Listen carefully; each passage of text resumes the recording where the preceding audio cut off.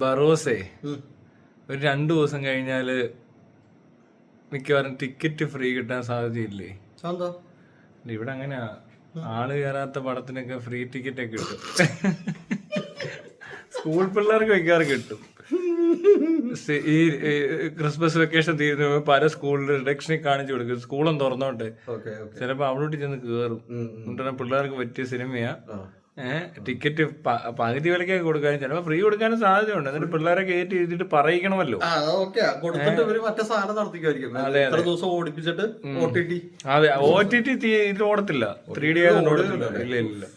അപ്പൊ മിക്കവാറും പിള്ളേർക്ക് ഒരു പണി കിട്ടാൻ ചാൻസ് ഉണ്ട്. പിന്നെ ഇറങ്ങി ഫ്രീ ടിക്കറ്റ് കൊടുത്തല്ലേ ടീച്ചർമാരോടൊക്കെ പറയും, ഒന്ന് പൊക്കി ഒന്ന് പറഞ്ഞേക്കണേ, ലാലേട്ടന്റെ പടം, ലാലേട്ടൻ തന്നെ അപ്പുറത്ത് നിൽക്കുക, പ്രതീക്ഷ നോക്കി നിൽക്കുക എന്നൊക്കെ പറയുമായിരിക്കും. തിയേറ്ററിൽ ഓൾറെഡി വന്നെന്ന്, എന്നിട്ടാ പലയിടത്തിരുന്ന് പറയുന്നുണ്ട്. ഇപ്പൊ നിരങ്ങുവാ. ഇപ്പൊ പിള്ളേർക്ക് പണി ഉറപ്പാ കേട്ടോ. സ്കൂളും തുറന്നോട്ടെ, ഒരു ഗ്യാങ്ങിനെ കൊണ്ട് ലുലുമോളിൽ പോകുന്നതിന് വരെ ബറോസിനെ കാണിക്കാൻ കൊണ്ടുപോയിട്ട് ഈ നശിച്ച പടമൊക്കെ കാണിപ്പിച്ച് പിള്ളേരെ ബോറടിപ്പിച്ച് ഒരു വർഷം കളയും. പിള്ളേരുടെ ഒരു അധ്യയന വർഷം മിക്കവാറും നശിപ്പിക്കുമാര്. ഫ്രീ ആയിട്ട് ടിക്കറ്റ് കൊടുക്കാൻ സാധ്യതയുണ്ട് കൊച്ചി, ഉറപ്പാ, ഒരു സംശയം. ചാരിറ്റി എല്ലാം ചെയ്യുന്നുണ്ടോ? നാളെ രാവിലെ ഒരു ചാരിറ്റി അങ്ങോട്ട് ചെയ്യും. കൊച്ചു പിള്ളേർക്ക് വല്ല ചാരിറ്റി, അപ്പൊ കുറച്ചുപേർ അറിയും. ഏതായാലും PR വർക്ക് ഒരു രക്ഷയില്ല. ഈ ഫേസ്ബുക്ക് തുറക്കാൻ പറ്റുന്നില്ല വിജയം കൊണ്ട്. ഈ മറ്റേ ഇവിടെ പോയാൽ മതിയോ, മറ്റേ എന്താ പറയണ, ഈ ലേബർ റൂമില്ലേ, പ്രസവവാടി പോയിട്ടെ അവിടെ ചെന്ന ഒരു ചാരിറ്റി അടിയട്ടെ, കുട്ടികൾക്ക് വേണ്ടിട്ട്, ബറോസിന്റെ ജനിച്ചു വീഴുന്ന കുട്ടികളെ അവർക്ക് വേണ്ടി ഒരു കുട്ടികൾക്ക് വേണ്ടി സിനിമ എടുത്ത ഒരു 3 കോടിയുടെ ഒരു പദ്ധതി. അതെ, 3 കോടിയുടെ പദ്ധതിയാണ് കറക്റ്റ്. വല്ല മറ്റേ ഇത് സ്നഗ്ഗി ഒക്കെ ഇട്ടോണ്ടിയല്ലേ, അങ്ങനെയാണല്ലോ നമ്മൾ വേഷം കെട്ടുന്നത്. എന്തെങ്കിലും പ്രൊമോഷൻ ഉള്ളപ്പോ സ്നഗ്ഗി കെട്ടിക്കൊണ്ട് ലാലേട്ടൻ വരുന്നത്. കുട്ടികൾക്ക് വേണ്ടി സിനിമ എടുത്തിട്ട് സ്നഗ്ഗിയും കെട്ടി വന്നേക്കുന്നുണ്ട്. ഒരു ഫീഡിംഗ് ബോട്ടിലും എടുത്തോ.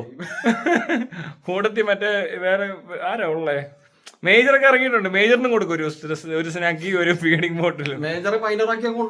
അതെ, എന്നിട്ട് വല്ല തൊട്ടിലേക്ക് കിടന്ന് ആടുവോ, അങ്ങനെയൊക്കെയുള്ള പ്രൊമോഷൻ ഒക്കെ നടത്തുവാണെങ്കിൽ ചിലപ്പോ പിള്ളേർ വന്ന് കാണും. രണ്ടുകൂടെ തൊട്ടിലേക്ക് കിടന്ന് ആട് അല്ലേ, അങ്ങനെയല്ലേ വേണ്ടത്. ഏതാ കുട്ടികൾക്ക് വേണ്ടിയുള്ള ചലച്ചിത്രം പ്രൊമോട്ട് ചെയ്യാൻ ലാലേട്ടൻ ലുലുമോളിൽ തൊട്ടിൽ കിടന്ന് ആടുന്നത്? അതൊക്കെ ചെയ്യണ്ടി വരും ഇങ്ങനെ പോയാ. എന്നാലും ശരി, PR വർക്ക് കൊള്ളാം കേട്ടോ, സൂപ്പർ ആയിട്ടുണ്ട്. ഫേസ്ബുക്കിൽ പാൻ വിജയവാ. 100 കോടി ഇപ്പൊ അടിക്കും. നാളെ രാവിലെ 100 അടിച്ച് കഴിഞ്ഞിട്ടില്ല, 2 ദിവസം എടുക്കും അടിക്കാൻ. പക്ഷെ പബ്ലിക് റെസ്പോൺസ് എടുത്ത ഇതെല്ലാം നശിപ്പിച്ച്. അല്ല, വേറെ രസമുണ്ട്. ചില ഈ ചാനലുകാർ പോയിട്ട് ഈ റെസ്പോൺസ് ഇങ്ങനെ ആളുകൾ തിയേറ്ററിൽ നിന്ന് വരുമ്പോൾ ചോദിക്കുമല്ലോ, പടം എങ്ങനെ ഉണ്ട്, പടം കുഴപ്പമില്ല, നല്ല ഇതുണ്ടല്ലേ, നല്ല ആനിമേഷൻ ഒക്കെ നന്നായിട്ടുണ്ടല്ലേ, ഇവരങ്ങോട്ട് ചോദിക്കുക, അങ്ങോട്ട് ചോദിച്ച് പറയിപ്പിക്കുകയാണ്. അപ്പൊ ഈ പറയാൻ വന്നത് നന്നായിട്ടുണ്ടോ, അത് നന്നായിട്ടുണ്ടോ, മനസ്സിലായി. എന്നിട്ട് അത് പോകും, സൈഡിൽ കൂടെ ഇറങ്ങി കാശ് മേടിച്ചിട്ടാ വരുന്ന ഈ മറ്റേ ഇവന്മാരെ തിയേറ്റർ റെസ്പോൺസുകാർ പകുതി പേർക്കും ഇത് ഇവരുടെ PR ടീമിന്റെ ആൾക്കാരാ. അതല്ലാത്ത ചില പിള്ളേർ വരും. ഇവന്മാര് കാശ് കൊടുക്കത്തില്ലല്ലോ എല്ലാവർക്കും ഒന്നും. മെയിൻ കുറെ വ്യൂവേഴ്സ് ഉള്ളവർക്കേ കാശ് കൊടുക്കത്തുള്ളൂ. നേരെ തിരിച്ചാടെ ചെയ്യണ്ടേ. ഈ വ്യൂവേഴ്സ് ഇല്ലാത്തവർക്കൊന്ന് കാശ് കൊടുത്ത് നോക്ക്. അവന്മാര് പൈസ മേടിച്ചിട്ട് ഈ സാധനം ഇടാതെങ്കിലും ഇരിക്കും.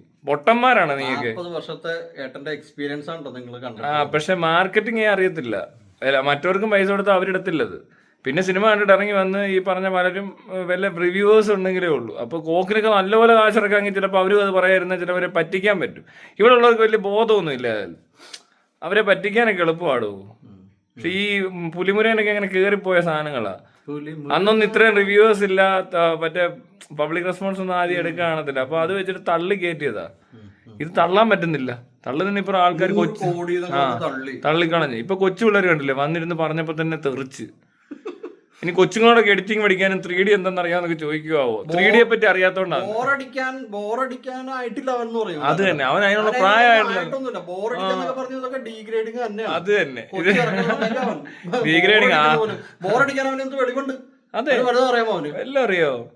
അവൻ വന്നേക്കാം, അത് പെയ്ഡാ. അതെന്തോ മറ്റേതാ, ഡീഗ്രേഡിങ്. മമ്മൂട്ടി ഫാൻ ആണെന്ന് തോന്നുന്നു അവൻ മമ്മൂട്ടി ഫാൻ ആയിരിക്കും, ഉറപ്പാ. മമ്മൂട്ടി ഫാൻസ് ഇറങ്ങിയേക്കോ. അത് ഏതാ, മുറിയണ്ടി. നമുക്ക് എന്തായാലും നമ്മുടെ ഇത് നമ്മൾ സൂക്ഷിച്ച് കൈകാര്യം ചെയ്യണം.